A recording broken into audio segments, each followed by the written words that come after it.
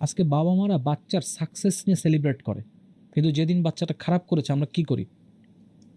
তো বলা হয় যে ইমোশনাল ইন্টেলিজেন্সটা লাগবে হচ্ছে যখন আপনার খারাপ সময়, খারাপ দিনে, আপনার বর্ষার সময় আপনার ছাতা কি বগলে ছিল কিনা। এখন আপনি বগলে ছাতা নিয়ে যাচ্ছেন না, বৃষ্টিতে ভিজে আসছেন, দোষটা দিচ্ছেন আল্লাহর উপর, হবে? দোষটা কার? আপনি বর্ষার মুহূর্ত 5 দিন বৃষ্টি হয় না, আজকে আপনি ছাতা নিয়ে গেলেন না, বৃষ্টিতে ভিজলেন, দোষটা কার? আমার তো ওই দিনও ছাতা নিতে হবে ভাইয়া, তাই না? তো ইমোশনাল ইন্টেলিজেন্স মানে কি? যে আমি আমাকে খারাপ সময় কিভাবে ম্যানেজ করব। অনেক মানুষ আছে তার 12 বছরের অর্জন 1 সেকেন্ডে নষ্ট করে দেয়। অফিসে আজকে একটা গ্যাঞ্জাম বাঁধায় বলতেছে যে, একটা গ্যাঞ্জাম বাঁধাইছে, তখন বলতেছে তোমার চাকরি চলে গেল। বলছে আমি 12 বছর দিছি। নো, এটা কোনো ভ্যালু নাই। আমাকে উপরে উঠতে গেলে কি হবে? আমার লাইফে আস্তে আস্তে স্ট্রেস বাড়বে, বড় বাড়বে। যেমন জেফ বেজোস একটা কথা বলে যে বেশিরভাগ মানুষ stress not because say manage করতে পারে তা না, বিকজ সে তার ক্যাপাসিটি ডেভেলপ করেনি।